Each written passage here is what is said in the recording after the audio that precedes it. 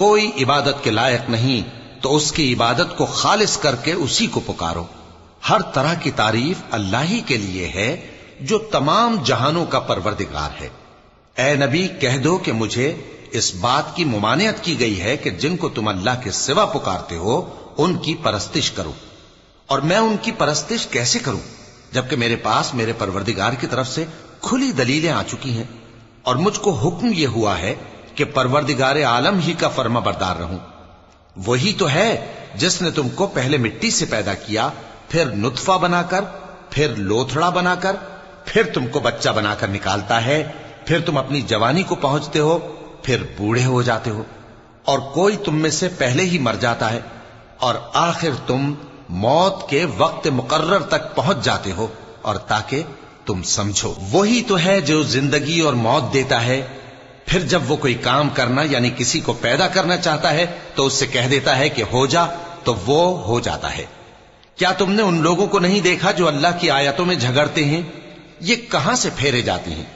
جن لوگوں نے ہماری کتاب کو اور جو کچھ ہم نے پیغمبروں کو دے کر بھیجا اس کو جھٹلایا، وہ عنقریب معلوم کر لیں گے جبکہ ان کی گردنوں میں طوق اور زنجیریں ہوں گی، وہ گھسیٹے جائیں گے یعنی کھولتے ہوئے پانی میں،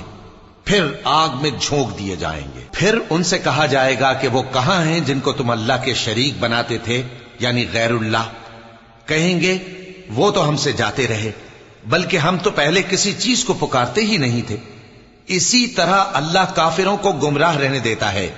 یہ اس کا بدلہ ہے کہ تم زمین میں ناحق خوش ہوا کرتے تھے اور اس وجہ سے کہ اترایا کرتے تھے۔ اب جہنم کے دروازوں میں داخل ہو جاؤ، ہمیشہ اسی میں رہو گے، سو متکبروں کا کیا برا ٹھکانہ ہے۔ تو اے پیغمبر صبر کرو کہ اللہ کا وعدہ سچا ہے، پھر اگر ہم تمہیں اس عذاب میں سے کچھ دکھا دیں جس کا ہم ان سے وعدہ کرتے ہیں، یا ہم تمہیں وفات دے دیں، تو بہرحال ان کو تو ہماری ہی طرف لوٹ کر آنا ہے۔ اور ہم نے تم سے پہلے بہت سے پیغمبر بھیجے، ان میں کچھ تو ایسے ہیں جن کے حالات ہم نے تم سے بیان کر دیے ہیں، اور کچھ ایسے ہیں جن کے حالات بیان نہیں کیے، اور کسی پیغمبر کو اختیار نہ تھا کہ اللہ کے حکم کے بغیر کوئی نشانی لائے۔ پھر جب اللہ کا حکم آ پہنچا تو انصاف کے ساتھ فیصلہ کر دیا گیا، اور تبھی اہل باطل نقصان میں پڑ گئے۔ اللہ ہی تو ہے جس نے تمہارے لیے چوپائے بنائے تاکہ ان میں سے بعض پر تم سوار ہو اور بعض کو تم کھاتے ہو، اور تمہارے لیے ان میں اور بھی فائدے ہیں، اور اس لیے بھی کہ اگر کہیں جانے کی تمہارے دلوں میں خواہش ہو تو ان پر چڑھ کر وہاں پہنچ جاؤ، اور ان پر اور کشتیوں پر تم سوار ہوتے ہو، اور وہ تمہیں اپنی نشانیاں دکھاتا رہتا ہے، سو تم اللہ کی کن کن نشانیوں کو نہ مانو گے؟ کیا ان لوگوں نے زمین میں سیر نہیں کی تاکہ دیکھتے کہ جو لوگ ان سے پہلے تھے ان کا انجام کیسا ہوا؟ حالانکہ وہ ان سے کہیں زیادہ اور طاقتور اور زمین میں نشانات بنانے کے اعتبار سے بہت بڑھ کر تھے، تو جو کچھ وہ کرتے تھے وہ ان کے کچھ کام نہ آیا۔